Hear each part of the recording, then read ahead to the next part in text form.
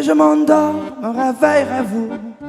Il fait si froid dehors, ressentez-vous? Il fut un temps où j'étais comme vous, malgré toutes mes galères. Je reste un homme debout. Priez pour que je m'en sorte, priez pour que mieux je me porte. Ne me jetez pas la faute, ne me fermez pas la porte. Dans cet extrait, Claudio Capéo nous invite à nous mettre à la place de celui qui souffre. Ici, un SDF qui fait la manche. Il nous propose alors, à travers sa chanson, de ressentir la souffrance de cette personne comme si c'était la nôtre, de faire comme si on l'a partagée. Cette chanson nous pousse donc à avoir un questionnement moral, elle nous interpelle. Et toi, que ferais-tu? Que devons-nous faire si nous voyons une personne mourir de froid devant nos yeux? La réponse la plus évidente serait de dire que nous devons l'aider, mais cette chanson nous prouve que ce n'est pas le cas. Alors pourquoi? Pourquoi sommes-nous finalement si indifférents par rapport au sort d'autrui? Cette question se rapproche des réflexions morales que l'on peut retrouver chez les philosophes, et notamment chez Rousseau dans son livre sur le discours des origines sur les inégalités. Dans son livre, Rousseau dresse le portrait d'un état de nature. L'état de nature, c'est une fiction qui décrit la situation des hommes avant toute forme d'association politique. En faisant cela, Rousseau veut essayer de connaître la nature de l'homme, telle qu'elle était à l'origine avant d'être dénaturée par la société. Un peu à la manière de la statue du dieu Glaucus, qui avait tellement été défigurée par le temps qu'elle ressemblait moins à un dieu qu'à une bête féroce. L'âme humaine, comme la statue de Glaucus, a été défigurée, non pas par le temps, mais par son entrée dans la société. Il s'agit donc de savoir à quoi ressemblait l'homme avant toutes ces altérations qui l'ont rendu presque méconnaissable. Rousseau imagine que l'homme, dans cet état de nature, est porté par deux sentiments. D'un côté, l'amour de soi, c'est le simple souci de se conserver, et de l'autre, le sentiment qui nous intéresse le plus pour notre vidéo, la pitié. Grâce à ce sentiment, l'homme ne peut pas laisser souffrir son semblable. Et vu que c'est un sentiment, il ne s'agit pas ici de réfléchir à la meilleure action possible, on est au contraire directement porté à ressentir la souffrance d'autrui, et cette souffrance nous répugne, nous gêne tellement que nous allons directement porter secours à la personne qui souffre. Cette souffrance, je la ressens donc dans mon fort intérieur comme si c'était la mienne. Mais alors, pourquoi est-ce que dans cette chanson, les passants regardent le SDF souffrir sans rien faire? Car, selon Rousseau, la pitié est étouffée par la société, et elle va laisser place à son contraire, l'amour-propre. Il s'agit du désir de se comparer, un désir égoïste, dans lequel autrui n'apparaît plus comme mon semblable avec lequel je souffre, mais comme celui que je vais pouvoir utiliser pour assouvir mes intérêts. Voilà pourquoi on passe avec indifférence devant le SDF qui fait la manche et qui meurt de froid. Notre bonté naturelle est grippée, elle a laissé place à un cœur de glace. Ces figures de moralité, comme le bon samaritain ou le bon auvergnat de la chanson de Brassens, sont des espèces en voie de disparition. Elles se font de plus en plus rares. Pourtant, il reste un espoir. Il y a des personnes chez qui cette pitié ne s'est pas totalement éteinte. Il s'agit des enfants. Des enfants qui sont capables de faire preuve d'empathie réelle, sans préjugés, sans principes, sans amour-propre. Le désir de paraître est si peu intense chez eux qu'ils sont toujours propices à ressentir la douleur d'autrui. Mais les enfants ne peuvent pas vraiment aider le SDF, et on comprend alors pourquoi il s'interroge. Pourquoi il s'inquiète? Pourquoi il a peur que les gens le laissent mourir de froid? Il sait que la montée de l'amour-propre est le début de l'indifférence et de la sécheresse des cœurs. Pourtant, ce que montre cette chanson, ce qui en fait sa force, c'est que le SDF répète à plusieurs reprises que même s'il a envie d'abandonner, donc de se laisser mourir, il reste quand même un homme debout. Je reste un homme debout. Il pourrait très bien sombrer dans l'alcool, perdre toute dignité morale face à l'indifférence des personnes qui n'osent pas le regarder, qui n'osent pas l'aider. Mais il n'en est rien. Il reste un homme debout. Cette force, il la tire de sa volonté inflexible. Il est question ici de fierté, de force morale. Il s'agit de rester maître de soi-même malgré les souffrances et l'indifférence générale. Cette posture morale, cette idée d'un homme qui reste debout malgré les coups du sort, renvoie à la philosophie stoïcienne, dont l'un de ses représentants les plus connus s'appelle Épictète. Pour Épictète, il y a des choses qui dépendent de nous et d'autres qui n'en dépendent pas. Ce qui ne dépend pas de nous, c'est par exemple la santé, la richesse, l'opinion d'autrui, ce qu'ils pensent de moi. Oh bonjour, excusez-moi de vous déranger, Étienne Paulucci du magazine Paris Marche. Je viens vous interroger aussi votre voisin Capitaine Philo. Je voulais savoir ce que vous pensez de lui. Captain Philo? Ouais, je l'ai vu sa vidéo, elle est vraiment toute pourrie. Puis vous savez quoi, Captain Philo?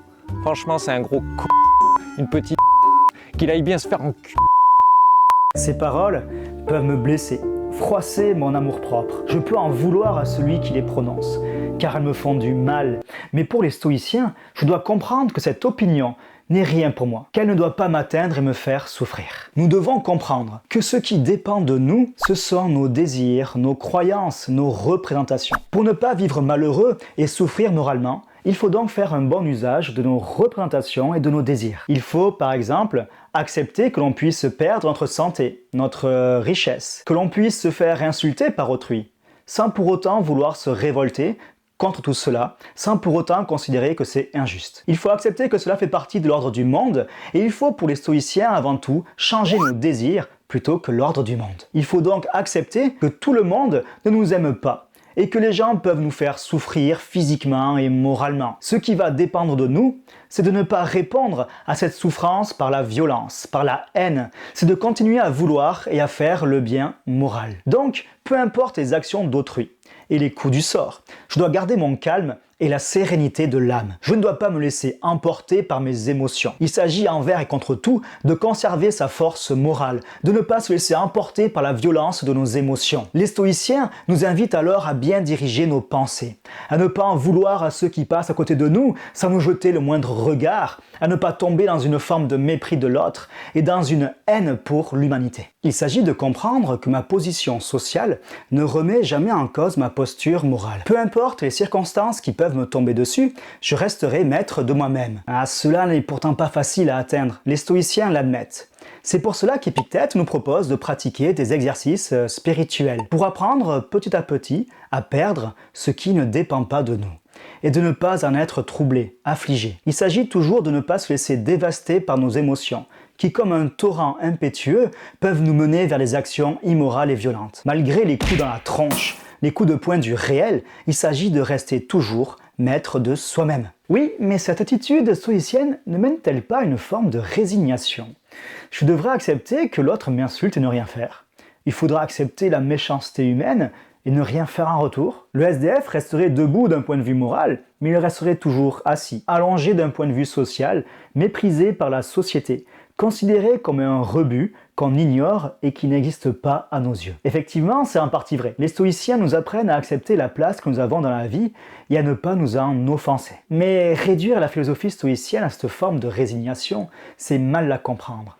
Car les stoïciens se sont toujours battus contre les injustices. Ils n'acceptent pas le mal moral, ils ne le tolèrent pas. On peut le constater avec l'un de ses plus grands représentants, Marc Aurèle, qui était empereur romain. C'était un homme politique, un homme d'action, qui cherchait à gouverner son empire à travers des lois justes, conformes à la morale. Les stoïciens se battent pour faire triompher la raison, la justice, car cette justice, cette raison correspond à l'ordre du monde, et c'est cet ordre du monde que nous devons imiter. Il s'agirait alors de faire triompher la justice dans notre âme, mais également dans la société dans laquelle on vit. Pour que cette justice se réalise dans la société, il faudra alors un coup de pouce de la part de l'État, de celui qui gouverne, de celui qui fait la loi, mais également un coup de pouce de la part de la religion, comme l'indique la chanson. Priez pour que je m'en sorte.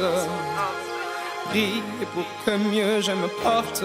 Pourquoi cette référence à la prière, à la religion dans cette chanson? Cela peut s'expliquer car d'un point de vue historique, c'est la religion qui aidait les nécessiteux. Dieu en lui-même n'a jamais aidé personne, mais c'est bien les personnes qui croyaient en Dieu qui pratiquaient la charité. L'Église était une terre d'asile pour les pauvres, les marginaux, les rejetés de la société. Cependant, avec le recul de la religion dans la société, on peut s'attendre à ce que ce soit l'État qui s'évertue à faire disparaître la pauvreté. À travers ce qu'on appelle l'État-providence, il va y avoir ici une collaboration constante des citoyens entre eux pour mettre en place une redistribution des richesses à travers, par exemple, le prélèvement fiscal ou les allocations sociales. Il s'agira alors de considérer comme profondément injuste que des personnes vivent dans la pauvreté, dans la misère. Il s'agirait alors de faire intervenir l'État pour faire triompher une forme de justice sociale pour que plus personne ne meure de faim, de froid dans la rue. Cette collaboration entre les hommes se retrouve à plus petite échelle dans le domaine associatif.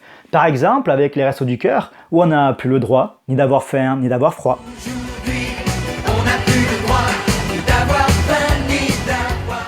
Associations qui sont nécessaires, mais qui marquent pour le coup l'incapacité des pouvoirs politiques à remplir leur rôle en matière de protection des individus et de respect de leur dignité morale. Mais j'entends déjà l'objection de l'homme soi-disant fort, puissant, qui s'imagine pouvoir construire sa vie, sa réussite sans l'aide des autres, qui critique la justice sociale en pensant qu'elle favorise l'inaction et la paresse. Cette personne qui du coin de l'œil regarde le SDF en lui disant que finalement, il a bien cherché, qu'il n'avait qu'à travailler, qu'il lui suffisait par exemple de traverser la rue pour trouver du travail. Hôtel, café, restaurant.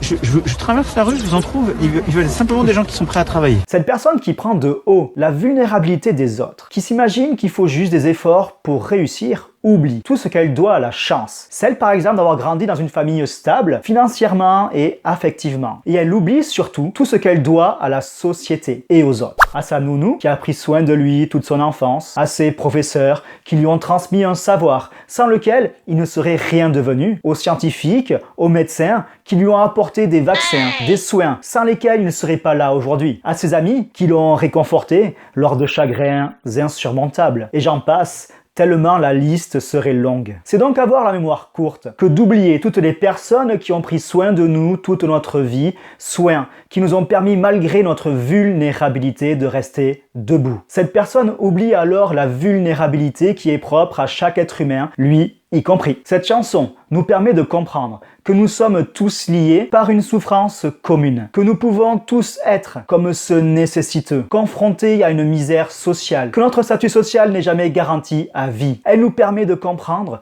que nous pouvons perdre tout ce qui ne dépend pas de nous, mais que malgré tous les coups du sort, nous devons envers et contre tout rester un homme debout. Et n'oubliez pas de vous abonner à ma chaîne pour que je puisse rester un homme debout.